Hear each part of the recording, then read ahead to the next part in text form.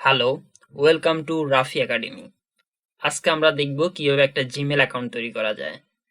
এটা খুব বেসিক একটা টিউটোরিয়াল। জিমেল অ্যাকাউন্ট কিভাবে তৈরি করতে হয় মোটামুটি সবাই জানেন, তবে এমন অনেকেই আছেন কিভাবে জিমেল অ্যাকাউন্ট তৈরি করতে হয় জানেন না। তো এই ভিডিওটি তাদের জন্য। চলুন শুরু করা যাক।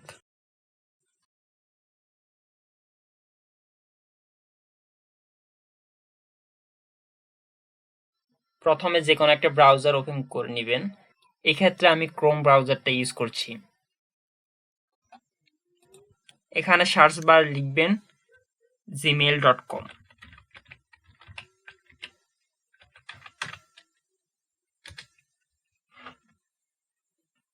আমরা এই সাইটটাতে গেলাম।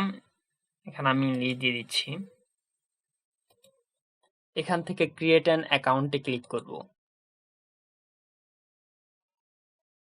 এখানে এরকম আসবে। আমি এখানে ইংলিশ করে দিচ্ছি। আপনারা চাইলে বাংলাটাও রাখতে পারেন, সমস্যা নেই।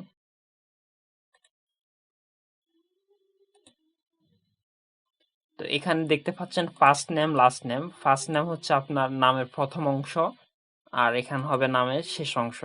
যেমন আমার নাম শহীদুল ইসলাম, তো আমি ফার্স্ট নেমের জায়গায় লিখবো শহীদুল।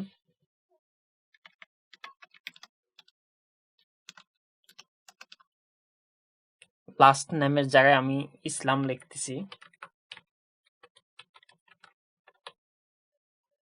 দেন এটার নিচে রয়েছে ইউজার নেম। ইউজার নেম হচ্ছে, এটা হচ্ছে আপনার জিমেল অ্যাড্রেস। আপনাকে কেউ যদি মেল করতে চায় এই অ্যাড্রেসে মেল করতে হবে আর কি। তো আপনি ইউজার নামটা যে কোনো কিছুই দিতে পারেন, আপনার নাম দিতে পারেন বা আপনার কোনো প্রতিষ্ঠানের নাম দিতে পারেন। তো এই ক্ষেত্রে আমি আমার নামটা দিচ্ছি।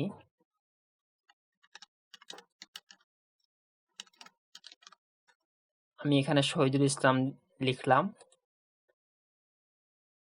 এখানে দেখুন লাল লেখা একটা আসছে, that user name is taken, try another. মানে হচ্ছে আপনার এই ইউজার নেমটা অলরেডি অন্য কেউ ইউজ করতেছে, সো এই ইউজার নেমটা আপনি ইউজ করতে পারবেন না, ডিফারেন্ট একটা লেখার জন্য বলতেছে। তো এখানে সেক্ষেত্রে আপনি এখানে নামের সাথে কোনো একটা সংখ্যা লাগিয়ে দিতে পারেন, যে কোনো সংখ্যা। তো এই ক্ষেত্রে আমি দিচ্ছি 5 দিয়ে, দেখি কি হয়। না, এটা হচ্ছে না।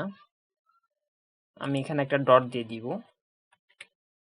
এতে নামটাও পড়তে সুবিধা হবে। এই ইউজার নামের ভিতর কিন্তু আপনি ডট ইউজ করতে পারবেন। আমি শেষে দুইটা দিচ্ছি। হ্যাঁ, এটা দিয়ে হয়েছে। আমার ইউজার নাম আপাতত এটাই থাক। আমি এখানে একটা পাসওয়ার্ড দিয়ে দিব। আপনি যে কোনো একটা পাসওয়ার্ড ইউজ করবেন। পাসওয়ার্ডটা মিনিমাম 8 ক্যারেক্টার হতে হবে।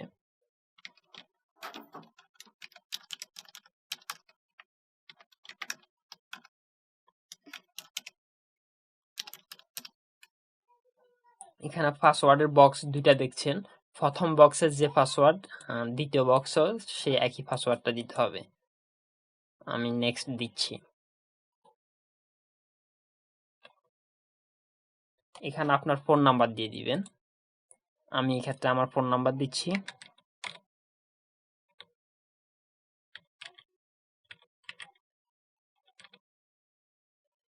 এই ফোন নাম্বারটা কিন্তু পরবর্তীতে আপনার কাজে লাগতে পারে।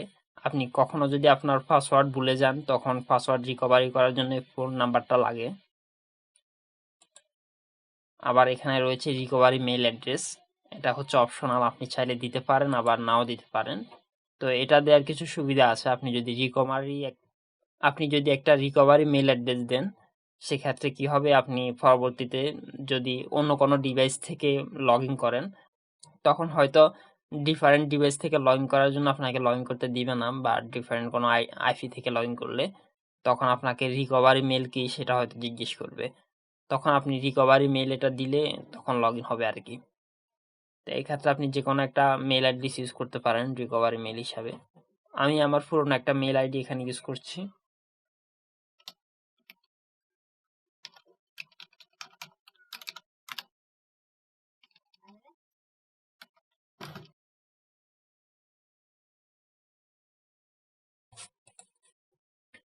এখানে আপনার ডেট অফ বার্থ দিয়ে দিবেন।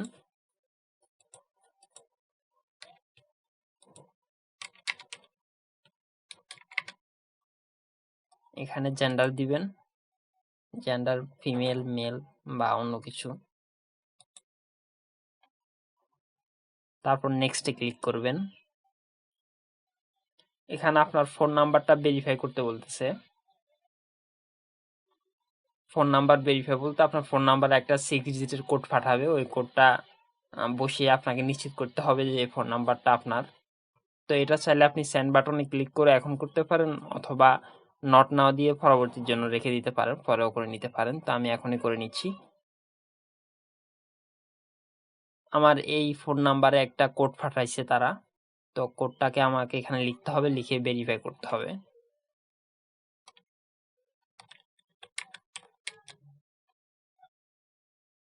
কোডটা লিখে আমি ভেরিফাই করে নিচ্ছি। এখানে আমি স্কিপ দিয়ে দিচ্ছি। এখানে 5 এশিয়ান টার্মস, তাদের বিভিন্ন নিয়ম কানুন এগুলো আর কি, তো এগুলো পড়ে নিবেন। আমি এগ্রি দিয়ে দিচ্ছি।